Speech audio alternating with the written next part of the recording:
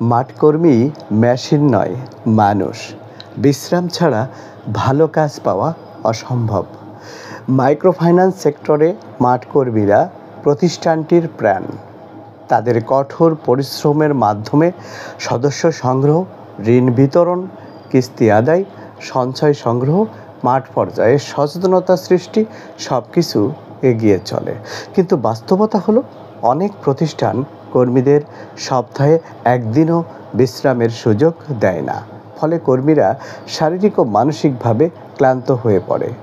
এই পরিস্থিতিতে তাদের কাছ থেকে উচ্চ মানের কাজ আশা করা অসম্ভব এবং হাস্যকর। এখন কথা হলো, সমস্যা কোথায়? 1 নম্বর হলো অবিরাম কাজের চাপ। সপ্তাহে 7 দিন সকাল থেকে রাত পর্যন্ত মাঠে ছুটতে হয়। 2 নম্বর হলো ব্যক্তিগত জীবনের অভাব। কর্মীদের পরিবারের সাথে সময় কাটানোর সুযোগ থাকে না।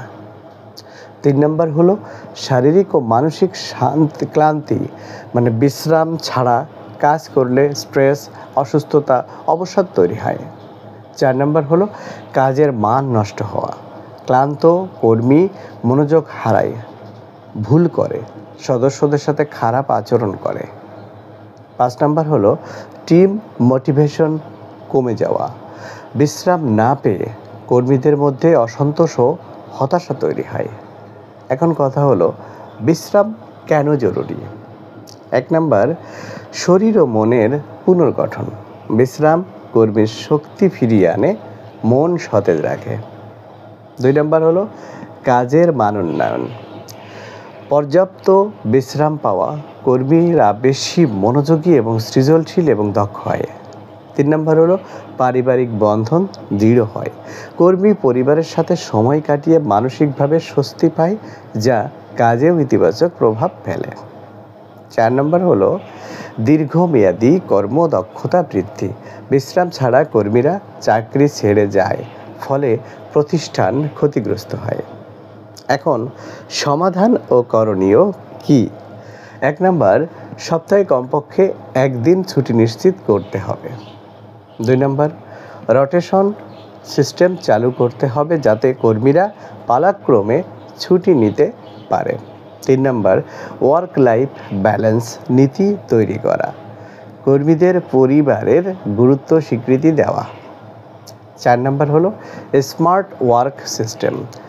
অপ্রয়োজনীয় কাগজপত্র ও রিপোর্টিং কমিয়ে ডিজিটাল সলিউশন ব্যবহার করা। 5 নম্বর হলো কর্মী কল্যাণ নীতি।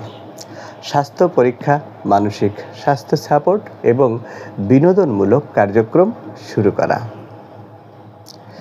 শেষ কথা হলো যে একজন মাইক্রোফাইন্যান্স মাঠকর্মী মেশিন নয়, একজন মানুষ। তাকে যদি সপ্তাহে 1 দিনও বিশ্রাম না দেওয়া হয়, তবে তার কাছ থেকে ভালো কাজ আশা করা অযৌক্তিক ও অবাস্তব। কর্মীদের বিশ্রাম, পারিবারিক সময় এবং মানসিক শান্তি নিশ্চিত করলেই তারা সৎ, মনোযোগী ও দক্ষভাবে কাজ করবে। প্রতিষ্ঠান যদি দীর্ঘমেয়াদী টিকে থাকতে চায়, তবে কর্মীদের মানুষ হিসেবে দেখা উচিত। আল্লাহ হাফেজ।